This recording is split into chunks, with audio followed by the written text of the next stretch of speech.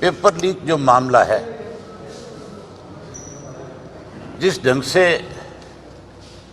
28 बार, एक बार नहीं, 2 बार नहीं, 28 बार इस तरह से पेपर लीक हुए, रद्द किए गए। और जो सबसे बड़ी बात है उसमें एक बहुत बड़ा खेल है, इसमें भी भ्रष्टाचार है, इसके अंदर भी बहुत बड़े पैसे का लेन देन है। आज जितने भी हरियाणा में कोई भी पेपर होते हैं,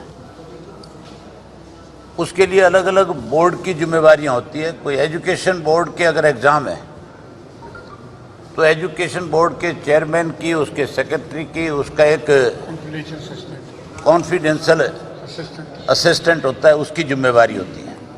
इसी तरह कोई अगर सरकारी नौकरी निकलती है, उसके लिए अगर एसएस बोर्ड की कोई सर्विसेज है तो उसमें भी इन 3 लोगों की जिम्मेवारी होती है। इसी तरह कोई आयोग के एग्जाम है, पब्लिक सर्विस कमीशन का है, हरियाणा पब्लिक सर्विस कमीशन का, तो उसमें भी इसी तरह 3 लोगों की जिम्मेवारी होती है। और हमेशा से जब कभी भी कोई नौकरी निकलती है, उसके जो फार्म भरे जाते हैं वो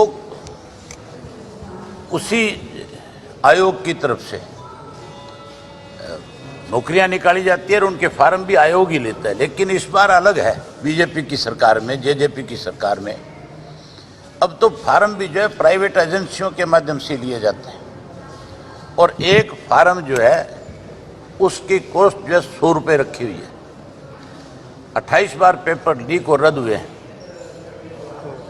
करोड़ों बच्चों ने इसके लिए अप्लाई किया है। अभी जो ताज़ा उदाहरण है उसमें 8 लाख बच्चे थे जिन्होंने 100 रुपये दे करके फार्म अप्लाई करे थे जो पेपर लीक हुआ था। उसमें 8 करोड़ रुपए इकट्ठा किया गया, वो भी एक प्राइवेट फर्म ने किया।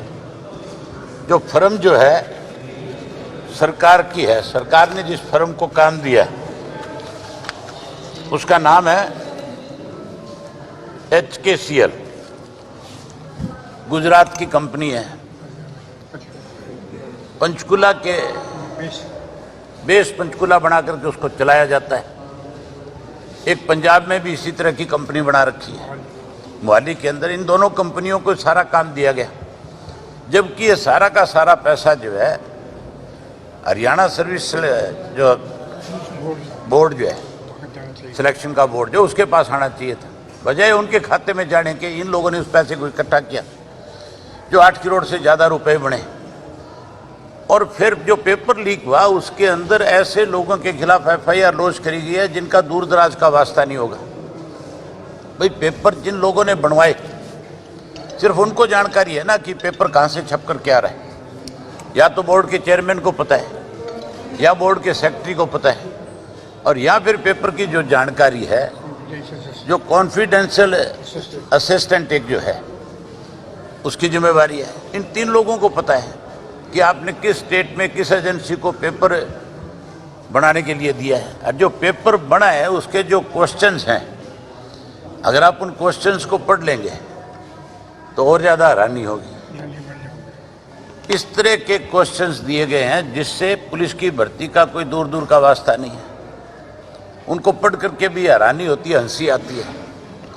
ये जो 8 करोड़ रुपए इकट्ठा किया गया है, इस पैसे को सरकार में बैठे लोगों ने बांटने के लिए पेपर को लीक किया है।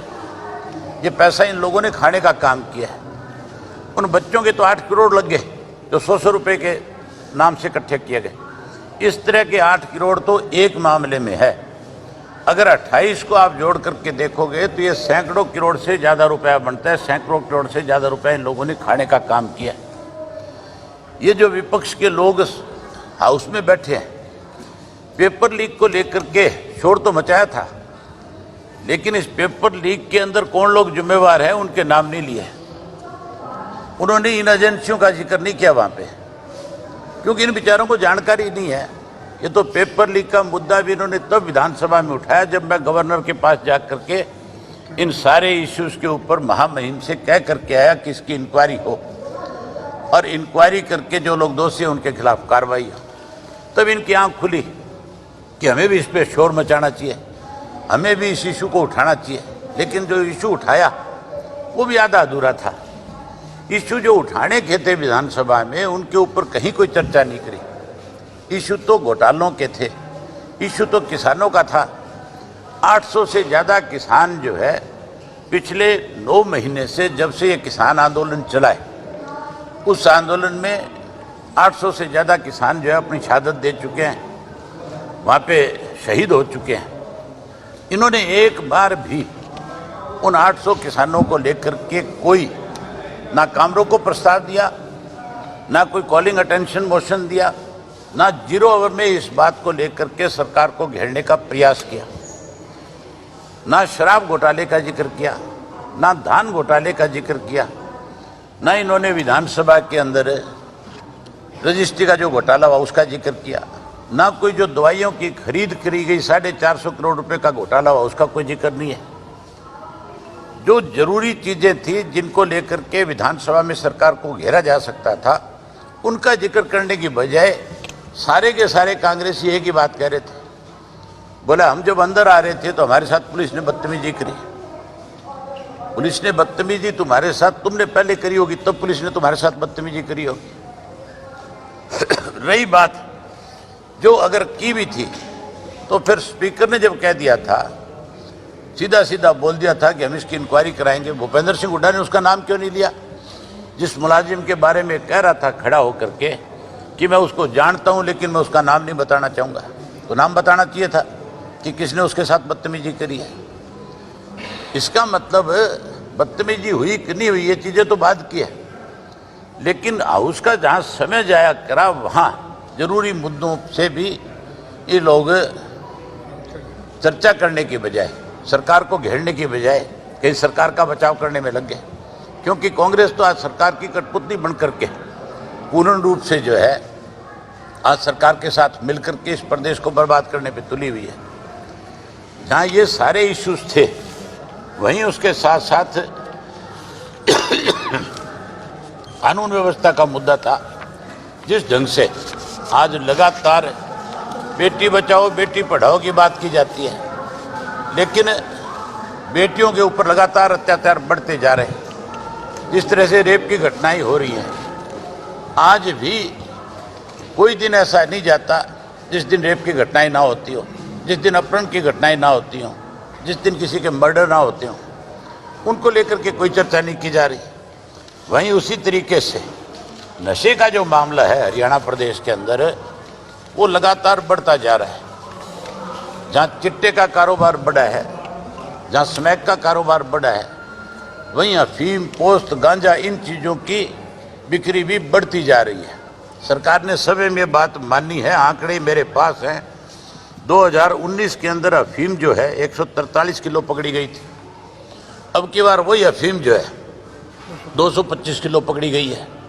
अफीम के केस बड़े हैं इन इश्यूज के ऊपर, जिससे हमारी नई नस्ल बर्बाद होती है, उस पर कोई चर्चा नहीं कर रहे। वहाँ रोना सिर्फ अपना ही अपना रोया जा रहा है।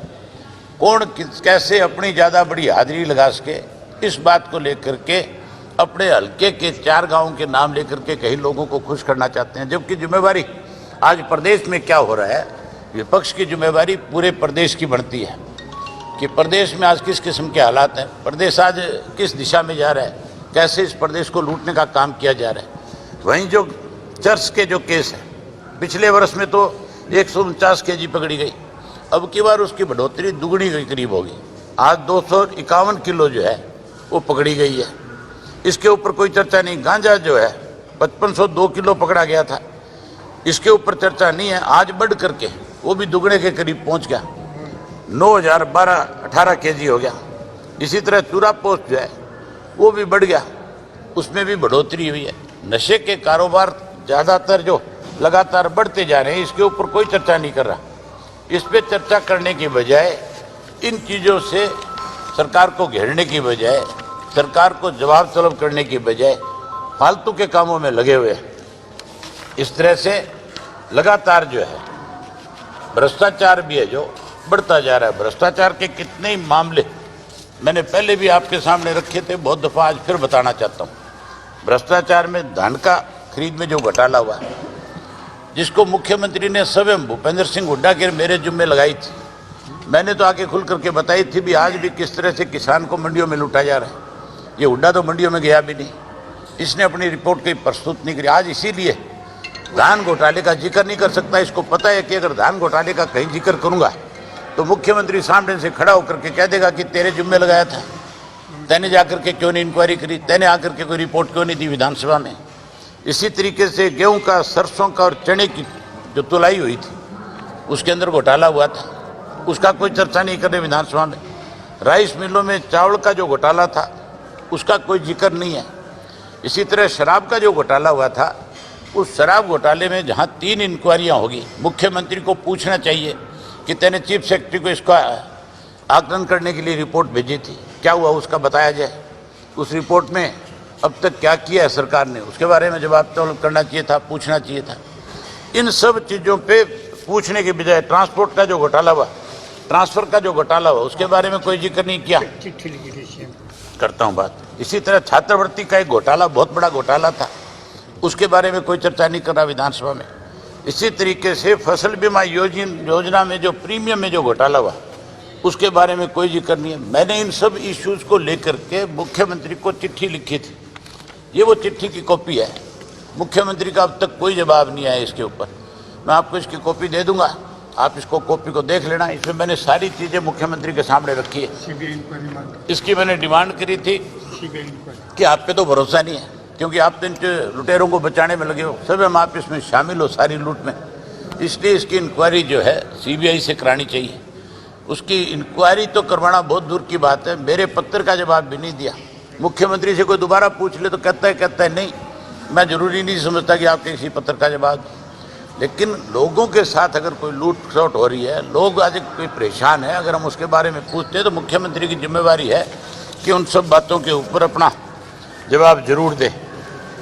जहाँ इस तरह के घोटाले इस प्रदेश में लगातार हो रहे हैं, इन सब की जांच होनी चाहिए। वहीं हमारी पार्टी ने एक नया फैसला लिया है, उस फैसले से भी मैं आपको अवगत करा देता हूँ। एक पार्टी है राष्ट्रीय जनलोक पार्टी, जिसके संयोजक हैं श्री शेर सिंह जी राणा। हमने आपस में बैठ करके फैसला किया, राणा साहब ने पिछले चुनाव के अंदर अपनी पार्टी के उम्मीदवार हरियाणा में उतारे थे और बहुत सी जगह पे बहुत अच्छा प्रदर्शन इनकी पार्टी करा था। कहीं 20,000, कहीं 30,000, कहीं 35,000 वोट इनकी पार्टी ने लिए थे।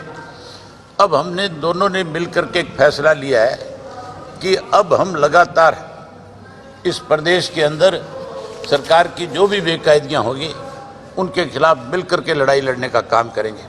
जहाँ मिलकर के लड़ाई लड़ेंगे, वहीं आगे आने वाले समय में जब चुनाव होगा तब आपस में मिलकर के ही अगला चुनाव भी हम इकट्ठे लड़ेंगे, ताकि इस प्रदेश से कांग्रेस को, बीजेपी को सत्ता से दूर रखा जाए और इन दोनों को दूर रख करके प्रदेश के लोगों के हित की सरकार बनाई जाए। इसके लिए हमने ये फैसला किया है कि अगली लड़ाई हम आपस में मिलकर के लड़ने का काम करेंगे। राणा साहब की आज पूरी यूनिट जो है आई हुई है यहाँ पे, इनके प्रदेश के सारे पदाधिकारी यहाँ पे मौजूद हैं और हमने कुछ दिन पहले आपस में मीटिंग करके एक चर्चा करी थी। मैंने इनसे कहा था, रिक्वेस्ट करी कि आप सेशन के दौरान आएँ तो आपको सारे प्रेस के साथी मिलेंगे और वहीं हम इस बात की घोषणा भी करेंगे कि अब हम मिलकर के सरकार के खिलाफ लड़ाई को लड़ने का काम करेंगे। एक बार फिर आपके साथ जो सरकार ने जिस ढंग से दुर्भावना के साथ प्रेस के लोगों के साथ व्यवहार किया, उसकी निंदा करता हूं और आपको विश्वास दिलाता हूं कि मैं आपके साथ हूं। मेरी जहां आप जरूरत समझें, इस सरकार के खिलाफ आप लामबंद होकर के जो भी लड़ाई लड़ोगे, मैं उसमें आपके साथ रहूँगा। धन्यवाद आपका।